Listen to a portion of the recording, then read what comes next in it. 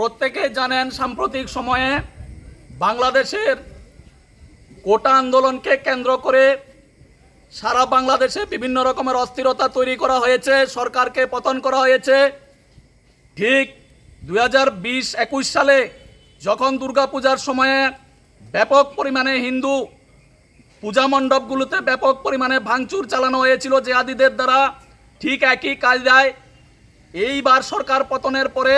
প্রচুর পরিমাণে হিন্দুর বাড়িঘরে ভাঙচুর, মঠ মন্দির ভাঙচুর, বৌদ্ধ সন্তানদের গলার নালি কেটে হত্যা সহ